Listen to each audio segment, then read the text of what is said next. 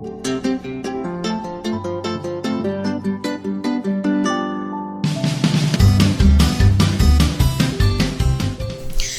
મિત્રો, આપણે જે વાત કરી ગામડાઓની કે ગામડાની અંદર સ્થાનિક સરકારના આપણે 3 ભાગ જોયા, ગ્રામ પંચાયત, તાલુકા પંચાયત અને જિલ્લા પંચાયત.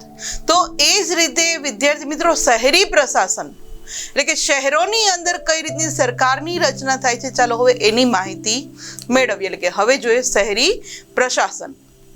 શહેરી પ્રશાસનની વાત કરીએ વિદ્યાર્થી મિત્રો, તો આપણા દેશના 1 લાખ કે તેથી વધુ વસ્તી ધરાવતા જે શહેરો છે, આ શહેરોની અંદર નગરપાલિકા અને જ્યાં એવા શહેરો કે જેની વસ્તી 5 લાખ કે તેથી વધુ છે, તો 5 લાખ કે તેથી વધુ વસ્તી ધરાવતા શહેરોની અંદર મહાનગરપાલિકા એ સ્થાનિક સ્વરાજ્યની સંસ્થાઓ છે કે જેમ ગામડાની અંદર આપણે જોયું. તો એ જ રીતે શહેરોની અંદર પણ આ રીતે ત્યાંની જે લોકાલિટી છે, ત્યાંના જે રહેવાસીઓ છે, એની સંખ્યાને આધારે નગરપાલિકા અને મહાનગરપાલિકાની રચના કરવામાં આવે છે. એટલે કે 1 લાખથી વધુ હોય તો એ શહેરની અંદર નગરપાલિકા અને 5 લાખથી વધુ હોય તો મહાનગરપાલિકા. આ આંકડો વિદ્યાર્થી મિત્રો ખાસ યાદ રાખજો કે જ્યાં ઇમેજની અંદર આપણે જોઈ શકીએ કે મહાનગરપાલિકા, નગરપાલિકા હોય એવા શહેરોને અહીંયા આપણે જોઈ શકીએ છીએ.